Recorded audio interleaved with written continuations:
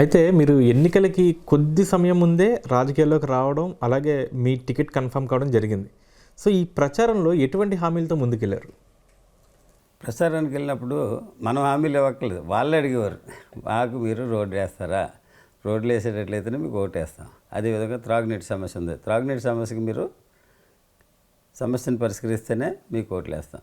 మీరు దీనికి ఒప్పుకుంటేనే మేము ఓటేస్తామని కటాఖండిగా చెప్పడం జరిగింది. ఓకే, తప్పనిసరిగా చేస్తాం అని మాట ఇచ్చాను. మాట ఇచ్చిన ప్రకారం నా నియోజకవర్గంలో మాత్రం బ్రహ్మాండంగా 90% కంప్లీట్ చేయడం జరిగింది.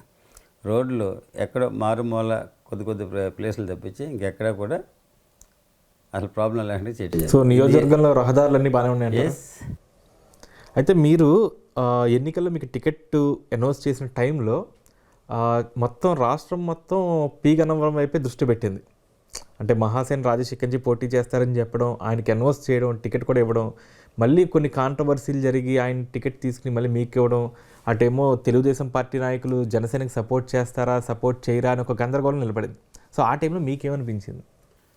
కూటమి కాబట్టి తప్పనిసరిగా జనసేనకి ఇచ్చినా, తెలుగుదేశానికి ఇచ్చినా, బీజేపీకి ఇచ్చినా, ఎవరికి ఇచ్చినా, ఏ పార్టీకి ఇచ్చినా మిగతా రెండు పార్టీలు కంపల్సరీ సపోర్ట్ చేయటం అనేది కూటమి ధర్మం. అంచేత ఆ విధమైనటువంటి అపనమ్మకం ఎప్పుడు కలగలేదు. అదేవిధంగా అందరి సహకారంతో అత్యధిక మెజార్టీ రావటం జరిగింది.